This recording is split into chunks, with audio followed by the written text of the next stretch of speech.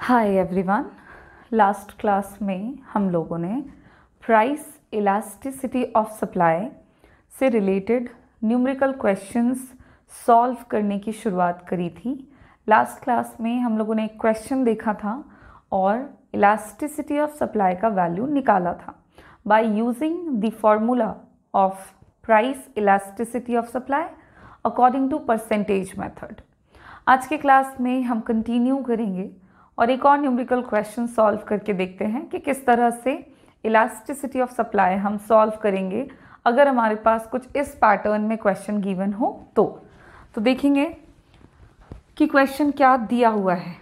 So question में given है कि ए 15% rise in the price of A commodity results in A rise in its supply from 600 units to 735 units। बोलता है कि किसी एक प्रोडक्ट की कीमत में 15% की वृद्धि हुई है और उसकी वजह से रिजल्टिंग इंक्रीज और राइज देखने को मिलता है उस प्रोडक्ट के सप्लाई में, और तब उस प्रोडक्ट का जो सप्लाई है वो 600 से बढ़कर के 735 यूनिट्स हो जाता है। बोलता है कैलकुलेट कीजिए it's price elasticity of supply. आपको इलास्टिसिटी ऑफ सप्लाई निकालने के लिए कहा जा रहा है कि अगर किसी भी प्रोडक्ट की कीमत बढ़ी है 15% से तो क्वांटिटी सप्लाई भी 600 यूनिट से 735 यूनिट बढ़ जाती है। तो बोलता है कि निकालिए प्राइस इलास्टिसिटी ऑफ सप्लाई, उसका वैल्यू क्या होगा। तो आप देखो, जैसा कि हम लोगों ने लास्ट क्लास में क्वेश्चन सॉल्व करना शुरू किया था तो हम लोगों ने क्या करा, सबसे पहले हम देख लेते हैं सोल्यूशन। जब हम करते हैं तो हम सबसे पहले क्या देखते हैं कि क्या क्या हमारे पास गिवन है।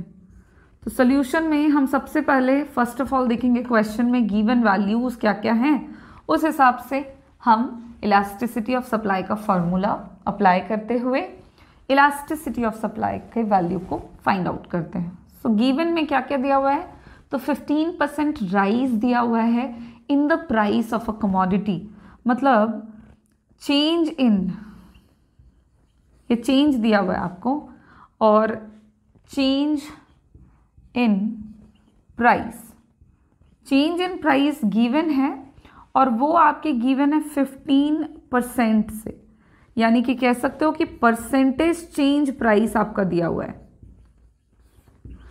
परसेंटेज चेंज आपका दिया हुआ है in the price of the product.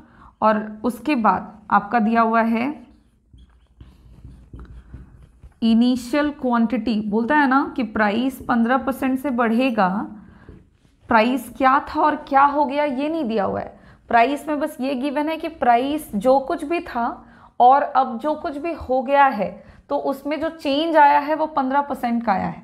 तो सप्लाई बोलता है कि 600 यूनिट्स था पहले, यानी कि इनिशियल क्वांटिटी गिवन है आपकी जो कि क्यू है, आप मान लो क्यू, और वो गिवन है 600 units.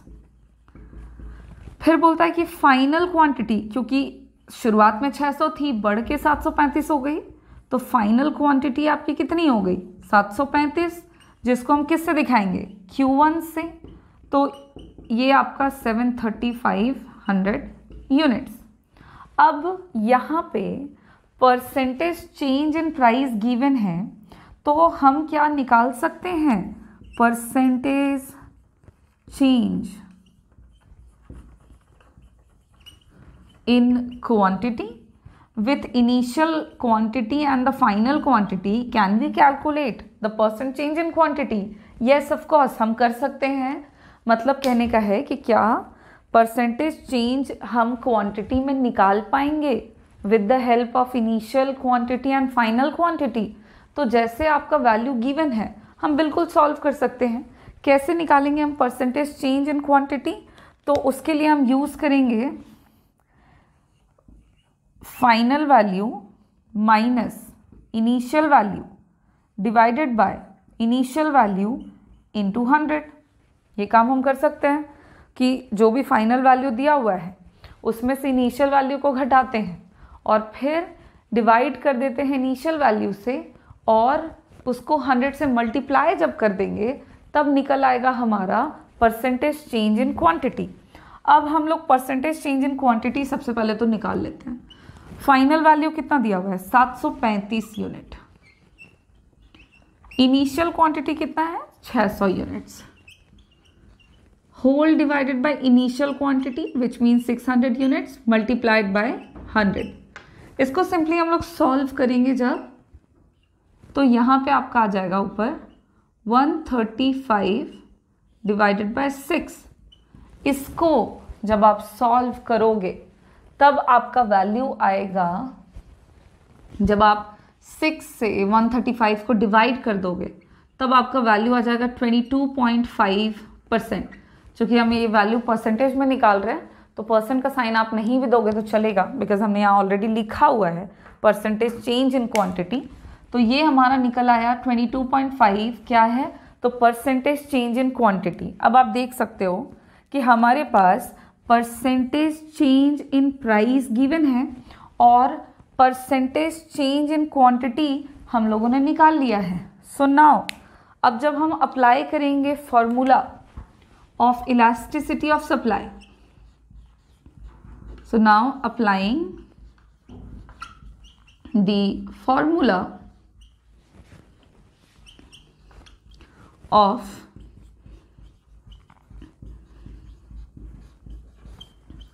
elasticity of supply, then formula क्या है हमारे इलास्टिसिटी ऑफ सप्लाई का? तो ES बराबर फॉर्मूला है percentage change in quantity supplied whole divided by percentage change in price of the product. So this is the formula of elasticity of supply. Initially हम लोगों ने इसी फॉर्मूले को पढ़ा था, यूज़ किया था। अब इस फॉर्मूला में जब हम पुट करेंगे, putting the values into the formula of elasticity of supply, then हमें क्या मिलेगा? तो इलास्टिसिटी ऑफ सप्लाई बराबर परसेंटेज चेंज इन क्वांटिटी। हमने अभी अभी कैलकुलेट किया है परसेंटेज चेंज इन क्वांटिटी कितना आया था? 22.5% divided by percentage change in price. हमारे क्वेश्चन में ऑलरेडी गिवन है percentage change in price, that is 15%। अब हम लोग इसको सॉल्व करेंगे सिंपली, तब आप इसको नॉर्मली 5 से डिवाइड करो।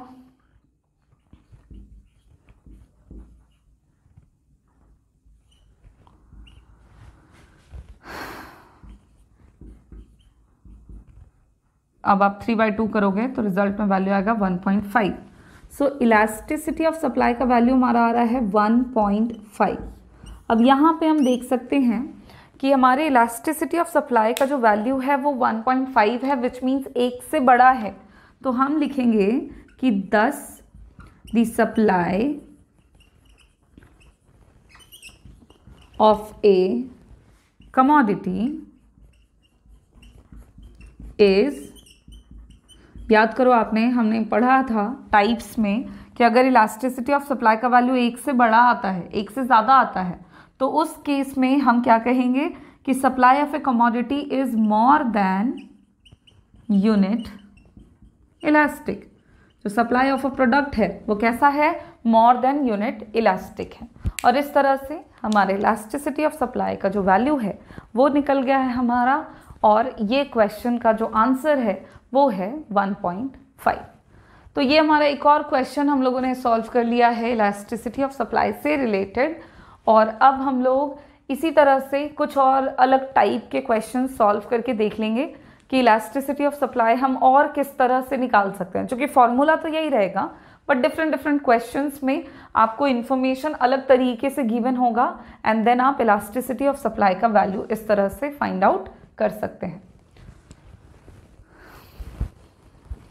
तो चलें हम लोग एक और क्वेश्चन सॉल्व करके देखेंगे आज।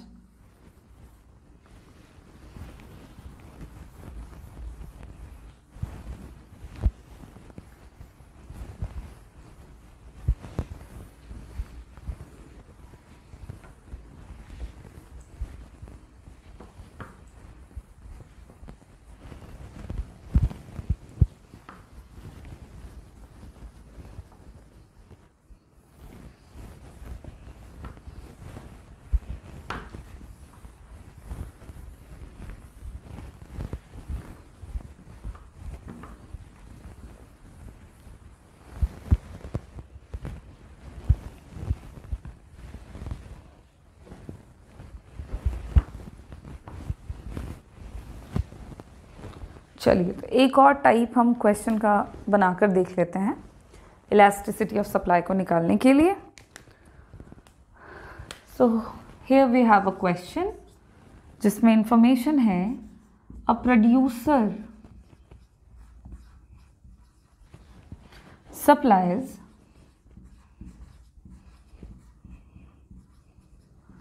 200 units of a commodity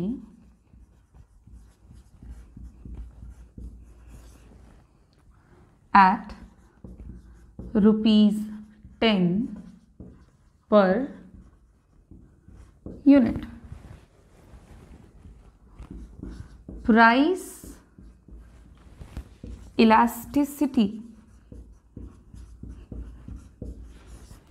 of supply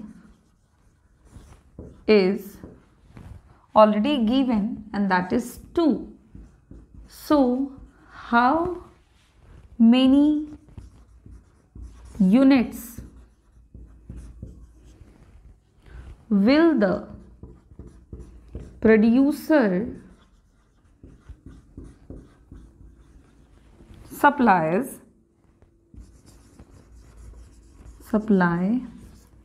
at ₹11 per unit. अब आप देख लो, क्वेश्चन पढ़ो एक बार कि क्या क्वेश्चन कह रहा है कि एक प्रोड्यूसर है जो कि 200 यूनिट्स ऑफ ए कमोडिटी को सप्लाई करता है मार्केट में, जब उस कमोडिटी की कीमत 10 रुपीज़ पर यूनिट है। ठीक है, फिर क्या होता है, बोलता है कि प्रोड्यूसर सप्लाई करते हैं 200 यूनिट्स, एक वस्तु है उसकी, जब कीमत ₹10 पर यूनिट है। फिर कहता है कि price elasticity of supply given है and that is 2। Price elasticity of supply दे दिया है, मतलब इस क्वेश्चन में आपको इलास्टिसिटी ऑफ सप्लाई नहीं निकालना है। फिर बोलता है how many units will the producer supply at ₹11 per unit. बोलता है कि कितना क्वांटिटी या कितने units of a commodity producer supply करेंगे जब price of the product increase हो जाएगा from ₹10 per unit to ₹11 per unit. अब यहाँ पे आपसे इलास्टिसिटी ऑफ सप्लाई इस क्वेश्चन में नहीं पूछा जा रहा है, बल्कि यहाँ पे हमसे क्वांटिटी ऑफ द कमोडिटी पूछी जा रही है। अब चलिए हम सॉल्व करें और बात करें कि किस तरह की कौन सी क्वांटिटी हमसे पूछी जा रही है। सबसे पहले तो क्योंकि इनिशियल क्वांटिटी तो दी हुई है, क्योंकि प्राइस शुरुआत में 10 रुपये है और क्वांटिटी 200 है, तो वो हमारी इनिशियल क्वांटिटी हुई। फिर कह रहा है कि प्राइस अगर बढ़ता है, बढ़ करके 10 से 11 रुपीज़ पर यूनिट हो जाता है, तब कितनी क्वांटिटी सप्लाई होगी, यानी कि आपसे फाइनल क्वांटिटी पूछा जा रहा है। आपसे फाइनल क्वांटिटी पूछा जा रहा है। अब यहाँ पे हम सबसे पहले सॉल्यूशन करते हैं, और सॉल्यूशन में हम क्या करें तो भाई देख लें कि क्वेश्चन में क्या क्या गिवन है। सबसे पहले तो गिवन निकाल लेते हैं। अब जो जो दिया हुआ है सबसे पहले एज इट इज वो ले लेते हैं, फिर according to the formula of elasticity of supply हम फाइंड आउट कर लेंगे कि हमें कौन कौन से वैल्यूज़ को निकालना है। तो यहाँ पे हमको इनिशियल क्वांटिटी दिख रहा है, तो हम वो लिख लेते हैं कि इनिशियल क्वांटिटी जिसको हम Q से दिखाते हैं, वो गिवन है, दैट इज 200 यूनिट्स। फिर क्या दिया हुआ है, इनिशियल प्राइस। फिर इनिशियल प्राइस गिवन है जिसको हम P से दिखाएंगे, and that is ₹10 per unit. After that elasticity of supply आपका दिया हुआ है क्वेश्चन में, आपको निकालना नहीं है। So elasticity of supply already given है एंड दैट इज 2। फिर बोलता है कि how many units of the commodity will the producer supply at ₹11 per unit.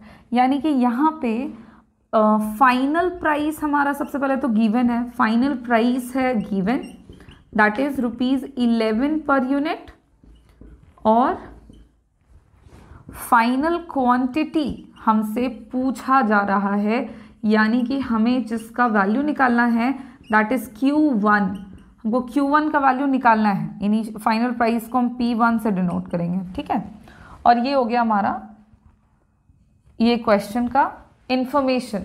जो जितना इंफॉर्मेशन क्वेश्चन में गिवन है उसको हम लोगों ने सबसे पहले लिख लिया है। अब हम क्या करेंगे, तो अब हम सबसे पहले चेंज इन प्राइस निकाल लेंगे। सबसे पहले तो हम निकाल लेते हैं चेंज इन प्राइस। जो इंफॉर्मेशन हमारे पास है उसके बेसिस पे हम चेंज इन प्राइस निकालेंगे। चेंज इन प्राइस को हम डेल्टा P से दिखाएंगे, और चेंज इन प्राइस कैसे निकालते हैं, तो final price minus initial price. Final price कितना है हमारे पास, P1 का वैल्यू है ₹11 पर यूनिट, और इनिशियल प्राइस P का वैल्यू कितना है ₹10 पर यूनिट। दोनों का डिफरेंस कितना है, ₹1 पर यूनिट, ठीक है, ₹1 पर यूनिट। अब हम अप्लाई करेंगे फॉर्मूला।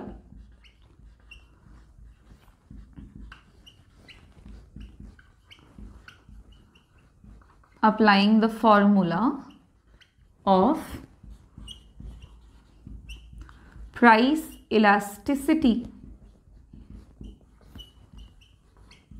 of supply। अब इलास्टिसिटी ऑफ सप्लाई बराबर हमको पता है delta Q by delta P into P by Q।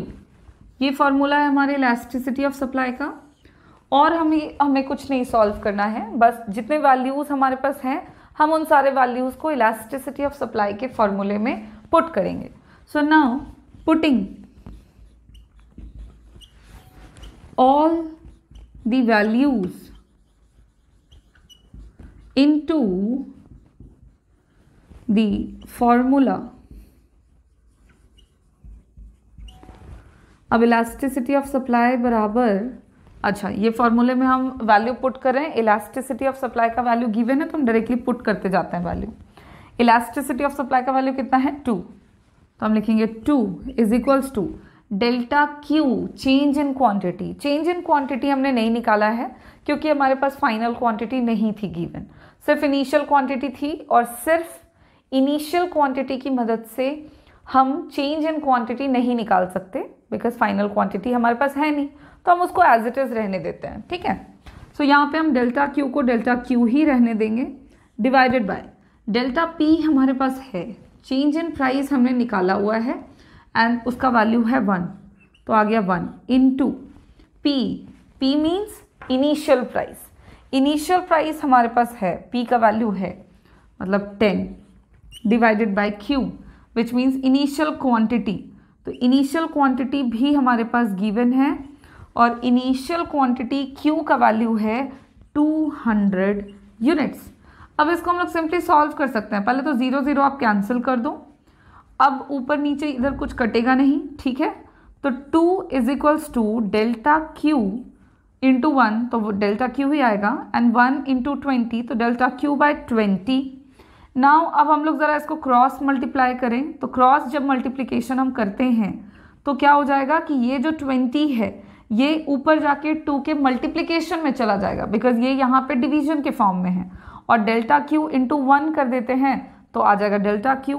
तो आप इसको डेल्टा Q इधर ले आओ और 20 इंटू 2 कर दो, ठीक है। सो 20 इंटू 2 करेंगे तो रिजल्टिंग वैल्यू आएगा 40। तो डेल्टा क्यू का वैल्यू हमारे पास यहाँ पर आ गया है 40।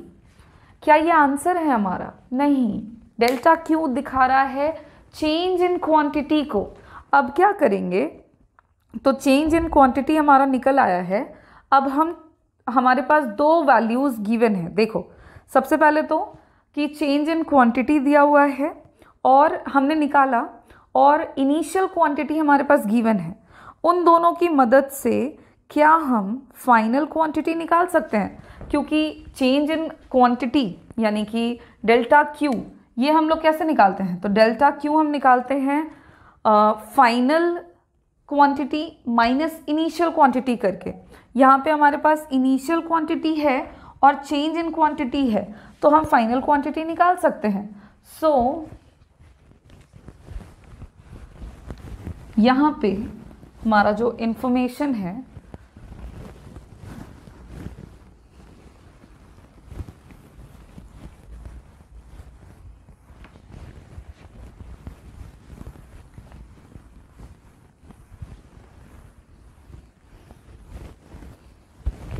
वो आ जाएगा, और change in quantity and initial quantity से नाउ द फाइनल क्वांटिटी